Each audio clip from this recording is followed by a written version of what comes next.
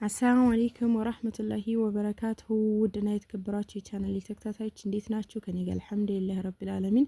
ይሄንን የመሰለ ያብሽ ገንፎ ላበላችሁ ነው እንግዲህ እና ውዶችዬ ያብሽ ቡቅሪ አሰራር ከዚህ በፊት እየጠየቃችሁኝ ነበርና አሁን ደግሞ ለልጅ ምርቃን ያብሽ ቡቅሪ ላዘጋጅ ነው። ያው በትንሹ ነው የማዘጋጀው። ያው ገንፎ ማገንፋት እንግዲህ ጉልበት ቢጠይቅም በሀገራችን በተለይ አሁን ላይ በጣም ተወዳጅ የሆነው የአብሽ ቡቅሬ ለድግስ ለምን ለምርቃት ለሁሉ ነገር የሚደረገው የአብሽ ቡቅሬ ነው። ለጤናም በጣም አሪፍ ስለሆነ ጠጥታችሁም መቼም አትጠግቡትም እና እሱን አሰራሩን እስከ መጨረሻ ተከታተሉ። ላይክ እያደረጋችሁ እዚህ ጋር የሚያስፈልገን አንድ ጣሳ ደጋሊት የሚባለው ቢጫው እህል እሱ ነው። በጣም ቢጫ የሆነውም አለ እና የሚያስፈልገው ብቻ ቢጫው እህል ነው። ነጩም ይሆናል ግን ይሄ ቆንጆ ነው በጣም። ለዚህ ለአንድ ጣሳ እህል አንድ ቆርቆሮ አብሽ ነው የሚያስፈልገው። እንትኑ ይሄ ብቅሉ ቅድም ያሳየዋችሁ እሱ ቆንጠራ አድርጋችሁ ነው ከፈጫችሁት በኋላ የምትጠቀሙት። እሱን በኋላ ላይ አሰራሩን ሳሳያችሁ በደንብ አሳያችኋለሁ ምን ያክል እንደምትጠቀሙ። ብቻ አሁን እኔ የማዘጋጀው አንድ ጣሳ እህልና አንድ ቆርቆሮ አብሽ ማለት ነው። ከፍ ያለ ማዘጋጀት ከፈለጋችሁ ደብል እያደረጋችሁ መሄድ። ሁለት ጣሳ እህልና ሁለት ቆርቆሮ አብሽ ማለት ነው። ከዛ እዚህ ጋር በደንብ እናጥበዋለን። ሽታ አድርጋችሁ ይሄ ምንድነው አለው እንትን ቂንድ ነገር እሱን በጥፍራችሁ ያላቀቃችሁ በደንብ ጥብት ካደረጋችሁት በኋላ እንደዚህ ከዚህ በኋላ ከታጠበ በኋላ በእጃችሁ መንካት የለባችሁም። አብሹንም ይሁን ይሄንም ይሁን በጣም ጥንቃቄ ይፈልጋል። የሚገርማችሁ ነገር ማለት ነው በእጃችሁ የምትነካኩት ከሆነ ሁሉንም ነገር እጅ ይላል። በኋላ የምትጠጡት ቡቅሪ በጣም ቆንጆ እንዲሆንላችሁ ስታስጣጡም እንደዚህ በማንኪያ ነገር ማስጣጣት አለባችሁ። አሁን እንደዛ እንትኑን ካሰጣውኝ በኋላ አብሹንም እንደዚህ በደንብ ለቅመውና ከዛ በደንብ ጥብ አደርገዋለሁ። አብሹ የሚሆነው ደግሞ ልክ የዚህ አይነት አብሽ ነው የደሴው አብሽ ማለት ነው። እንደዚህ ንፍት ያለ ነው እንደምታዩት በጣም ቆንጆ አብሽ እንደዚህ ቅርጭም ያለ ወይ ደግሞ ይሄ አሁን ሀገራችን ላይ የደገኛው አብሽ የምንለው አለ ጥፍጥፍ ብሎ በጣም ጥቁር ያለ ቅርጭም ያለ ነገር ያና አይሆንም። ለአብሽ ቡቅሪ የሚሆነው እንደዚህ አይነቱ አብሽ ነው ወፍር ያለው ማለት ነው። ይሄንንም አሁን ከለቃቀምኩት በኋላ በደንብ እሽት አድርጌ አጥበዋለሁኝ። ከዛ እንደዚህ በማጠንፋፊያ አድርጌ እሱንም አሰጣዋለሁኝ ለብቻ በሌላ በእንደዚህ በትሪ በእቃ በሳህን ቢሆን ጥሩ ነው። ኬሻ ላይ ከምታደርጉት ይልቅ ማለት ነው። ለንጽህናው ከፍ ያለ ቦታ ላይ አድርጋችሁ ከዛ እንደዚህ በደንብ ታስጣጡታላችሁ። እንደነገርኳችሁ በማንኪያ በጣም ጥንቃቄ ይፈልጋል ማለት ነው። ከዛ እንደዚህ አድርጌ አስጥቸዋለሁኝ።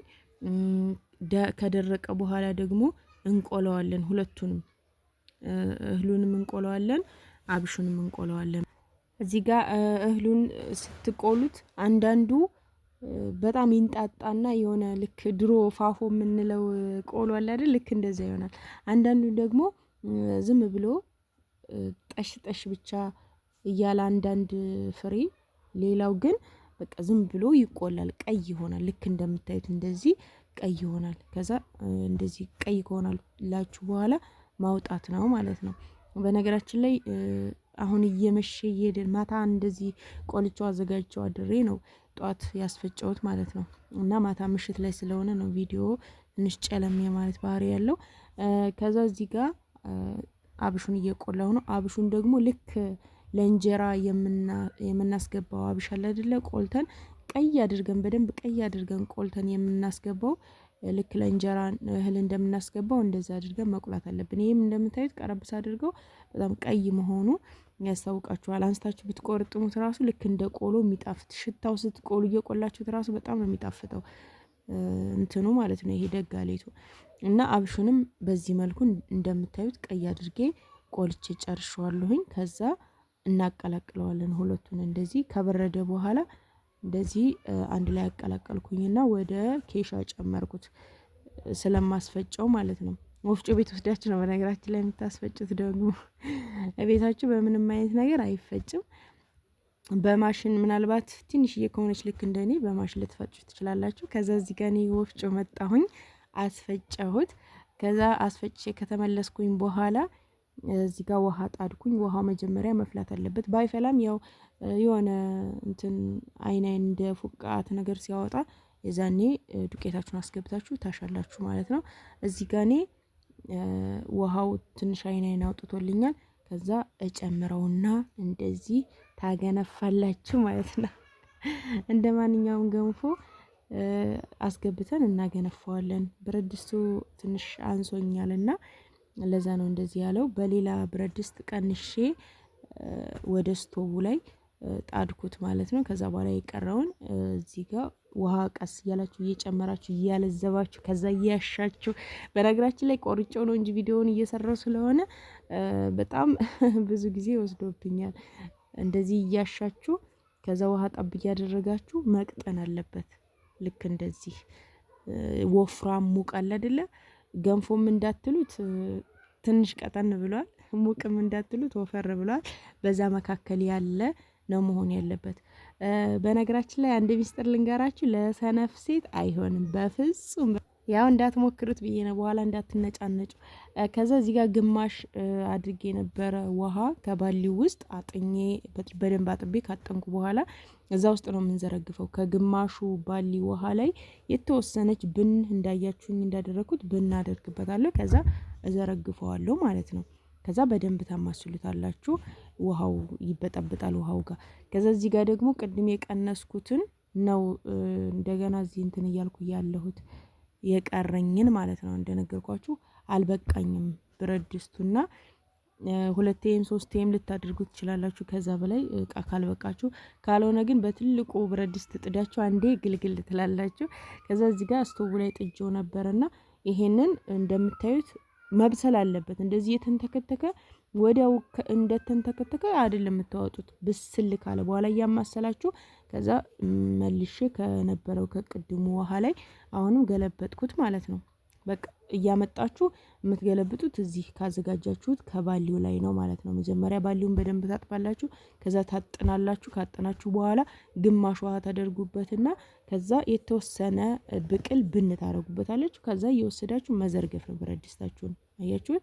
ከዛ መጨረሻ ላይ የምናደርገው ምንድነው? ሁሉንም ያለን ዘርግፈን ከጨረስን በኋላ ይሄን እናስገባለን። ዝንጅብል፣ ሄል፣ ጤና አዳም፣ ቀረፋና ቁርንፍድ ማለት ነው። እነዚህን እናስገባቸዋለን እንደምታዩት። ከዛ ከላይ አሁንም የቅድም የወቀጥነውን ብቅል እንደዚህ አድርገን ብን እናደርግበታል ማለት ነው። አያችሁት? ብዙ አላደረግንበትም። አሁን ይሄ ለ4 ቀን ይቆያል። ለሰርግ የሚደረገው እስከ 7 ቀን ድረስ ነው። እንደዚህ ግጥም አድርጋችሁ ልክ እነዚህን ነገሮች ከጨማመራችሁ በኋላ ግጥም አድርጋችሁ ታስቀምጡታላችሁ። ምንም 10 መክፈት ምናምን የለም። በቃ የዛኑ ቀኑ ሲያልቅ ከፍታችሁ ትከተክታላችሁ ማለት ነው። ይሄ እንዳለ ይብላላል፣ ውስጥ ላይ ይፈላል። ከዛ ቆንጆ የሆነ ጣዕም ይኖረዋል። በተለይ እነዚህን ሄል፣ ጤና አዳም፣ ዝንጅብል ምናምን ስንጨምርበት በጣም ቆንጆ የሆነ የአብሽ ቡቅሬ ይሰጠናል ማለት ነው። መጨረሻ ላይ እንግዲህ ሎሚ፣ ስኳር ተደርጎ እንዴት እንደሚከተከትና ይሄ ጠሎ መጨረሻውን ደግሞ በቀጣይ ቪዲዮ አሳያችኋለሁ ማለት ነው። የምርቃቱ ፕሮግራም ጋራ ለቅላችኋለሁ ኢንሻአላህ ቢኢዝኒላህ። ሀገሩን ሰላም ያድርገው ብላችሁ እናንተም ከልባችሁ ዱአ አድርጉ። ቪዲዮ ከተመቻችሁ ላይክ፣ ሼር፣ ሰብስክራይብ ማድረጋችሁን አትርሱ። ሀሳብ አስተያየት፣ ጥያቄ ካላችሁ ኮሜንት ላይ አስቀምጡልኝ። ኢንሻአላህ በቀጣይ እስከምንገናኝ አላህ ሰላማችሁን ያብዛው፣ ሀገራችንንም ሰላም ያድርግልን። ወሰላሙ አለይኩም ወራህመቱላሂ ወበረካቱ።